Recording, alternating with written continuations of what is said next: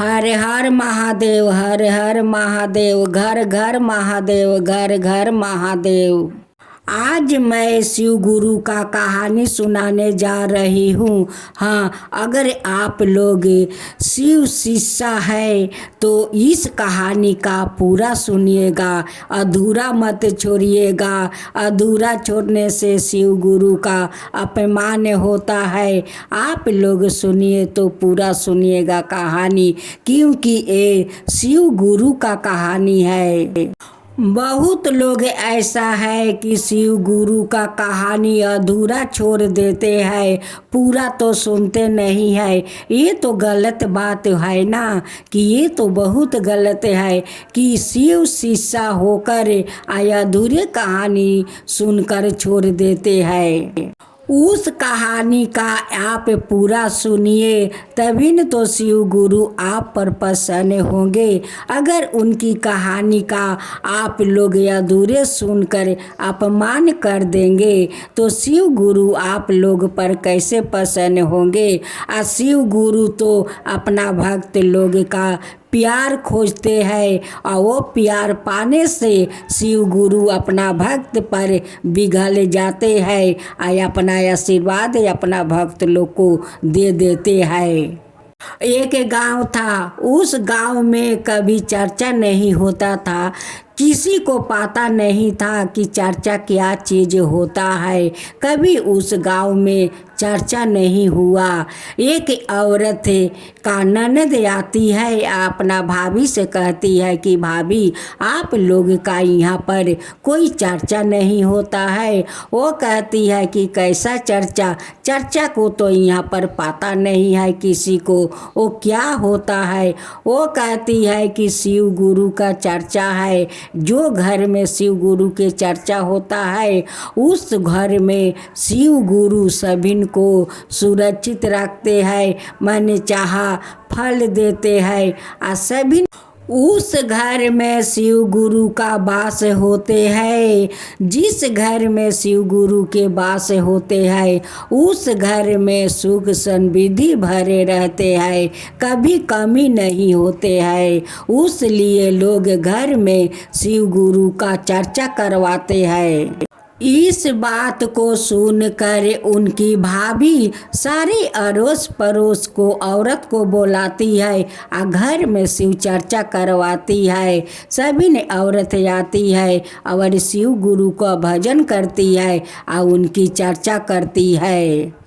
सभी ने अड़ोस पड़ोस के औरत लोग देखा देखी अपना अपना घर में शिव गुरु के चर्चा करवाने लगी।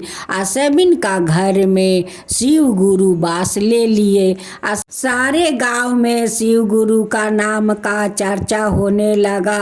अब तो धीरे धीरे बहुत सारे गुरु बहिना बन जाती है और शिव गुरु का चर्चा करने लगती है। घर घर जाकर शिव गुरु का चर्चा करती है। बहुत सारे औरत शिव चर्चा में आने लगी और शिव गुरु का चरणों में दक्षिणा डालने लगी। अब तो डालते डालते बहुत सारा जब उनकी दक्षिणा जमा हो जाते हैं तो सारे औरत मिलकर एक छोटा मोटा शिव गुरु का मंदिर बनाती है। उसी मंदिर में सारे गुरु बहिना शिव गुरु का चर्चा और भजन करती है। जो औरत शिव चर्चा को अपना गांव में प्रचार किया, उसी औरत को थोड़ा मन में घमंड आ गया और उनकी थोड़ा मन में हिंसा समा गया। ऐसे करते करते सारे गुरु बहिना उस मंदिर में आने लगी। तब उस औरत कहती है कि देखो, तुम लोग जे इतना देरी करके आती हो, तो इतना देरी करके आओगी तो नहीं चलेगा। आना है तो तुम लोग थोड़ा आगे आ जाओ, इतना शाम को क्यों आती हो। गुरु बहिना लोग कहती है कि देखिए, हम लोग का घर में तो कोई काम करने वाला तो है नहीं, हम लोग घर के काम करके आएंगे तभी न तो शिव गुरु के शरण में बैठकर हम लोग भजन और कीर्तन करेंगे। जो गुरु बहना इस चर्चा को प्रचार की, उसी गुरु बहना को मन में थोड़ा घमंड समा गया और उन्हीं के कारण सारा गुरु बहना बिखर गई। जो गुरु बहना अपना को हेड मानती थी, वही गुरु बहना और सभी गुरु बहना से व्यवहार खराब करने लगी और ये कहती है कि देखो, तुम लोग का दुख लगे यह सुख लगे, आना है तो सवेरे सवेरे आओ, आना तो नहीं आओ। अब तो गुरु बहना लोग का दुख लग जाता है कि तुम्हारा घर में तो करने वाला आदमी है, हमारा घर में तो कोई नहीं है, हम लोग का तो घर के काम करके तो आना पड़ेगा, तभी न तो शिव गुरु के चर्चा में हम लोग का मन लगेगा।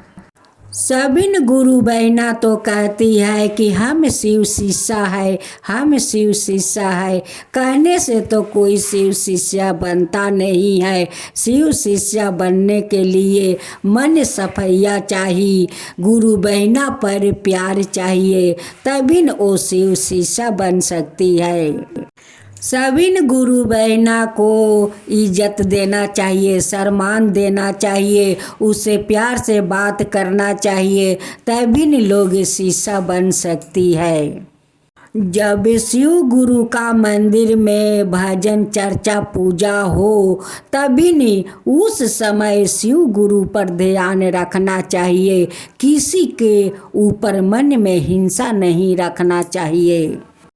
शिव गुरु का तो तकलीफ होते हैं कि देखो, मेरा शिष्या बन कर इस मंदिर में बैठ कर सभी का पति ये लोग का मन में हिंसा है, ये लोग मन में कैसे कैसे गलत विचार सोचते हैं। मनुष्य तो नहीं सुनते हैं, लेकिन मन के बात भगवान जरूर सुन लेते हैं। उसी गुरु बहना में एक गुरु बहना थी कि उनकी मन में हिंसा और लोभ समा गया था, उसी के कारण वो कभी सुख से नहीं रही। उनकी इतना तकलीफ हुआ, इतना तकलीफ कि वही तकलीफ के कारण वो भगवान के पास चली गई। उस लिए सभी शिष्या बहना को शिव गुरु पर ध्यान लगाना चाहिए और उनकी कीर्तन और भजन और चर्चा में मन लगा देना चाहिए, तभी तो शिव गुरु उन पर प्रसन्न होंगे और उनकी प्रार्थना वो स्वीकार करेंगे। एक गुरु बहना थी कि जब शिव गुरु का कहानी शुरू होता था तभी नहीं आती थी। सभी गुरु बहना कहती कि देखो बहन, आई हो तो शिव गुरु का कहानी सुनकर जाओ, पूरा कहानी सुनकर जाओ। वो पूरा कहानी नहीं सुनती थी, वो चली जाती थी। सभी लोग कहते थे कि तब जब तुम्हें कहानी नहीं सुनना है तो कहानी सुनने के समय क्यों चली आती हो। जब जब मंदिर में चर्चा होता था तभी वो आती, उसी समय आती कि जिस समय शिव गुरु का कहानी होता था उसी समय में आती थी और वो कहानी अधूरे सुनकर वो चली जाती थी। एक दिन एक शिष्या बहना कहती है कि बहन, जब तुम्हें कहानी पूरा नहीं सुनना है तो तुम आती हो और शिव गुरु का अधूरा कहानी सुनकर चली जाती हो। ये तो आप शिव गुरु का बार बार आप अपमान कर रही है और शिव गुरु का अपमान करना ठीक नहीं है बहन, ठीक नहीं है। जब ये बात शिष्या बहना उस बहन से कहती है तो वो बहन कहती है कि क्या करूं, मैं यहीं पर डेरा गिरा कर रह जाऊं, मैं अपना घर नहीं जाऊं। अब तो शिव इस बात को सुनकर तो शिव गुरु का भी तकलीफ हुआ। जब वो अपना घर जाकर देखती है तो उनकी बेटा का इतना बुखार है, इतना बुखार कि वो बहुत बुखार से तप रहा था। वो कहती है अपना बेटी से, अपना बेटी से कहती है कि जब मैं मंदिर में जा रहा था तो वो तो खेल रहा था, तभी ने तो ठीक ठाक था। इतना जल्दी इन्हें इतना बुखार कहाँ से आ गया कि वो बुखार से तप रहा है। उनकी बेटी कहती है कि माँ पता नहीं कैसे इनकी इतना तेज बुखार हो गया माँ।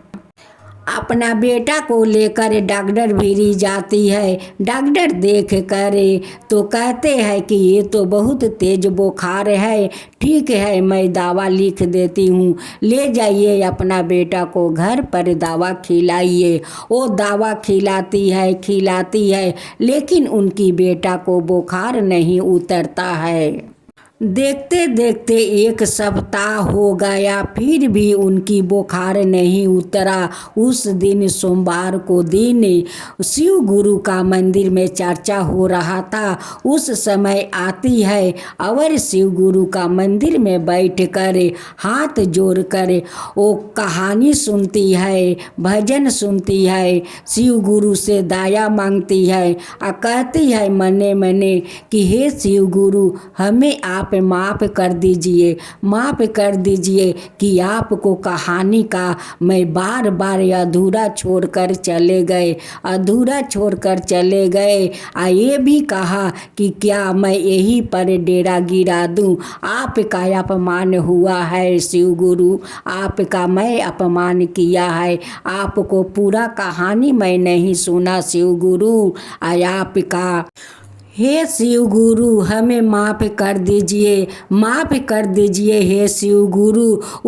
उसका परिणाम मिल गया है मुझे शिव गुरु, मिल गया है। आपको बार बार अपमान करने के परिणाम मिल गया है शिव गुरु। अब ऐसा कभी भूल हमसे नहीं होगा शिव गुरु। आपका मंदिर आऊँगी, पूरा कहानी सुनूंगी, दया मांगूंगी, तब जाकर आपको प्रसाद लेकर घर जाऊंगी। हे शिव गुरु हमें माफ़ कर दीजिए। जब मंदिर में शिव गुरु का पूजा समाप्त हो जाता है तब प्रसाद और शिव गुरु का भभूति लेकर जाती है और अपना बेटा को सारा शरीर में भभूति लगा देती है और शिव गुरु के प्रसाद खिला देती है। और थोड़े देर के बाद उनकी बेटा का बुखार उतर जाता है।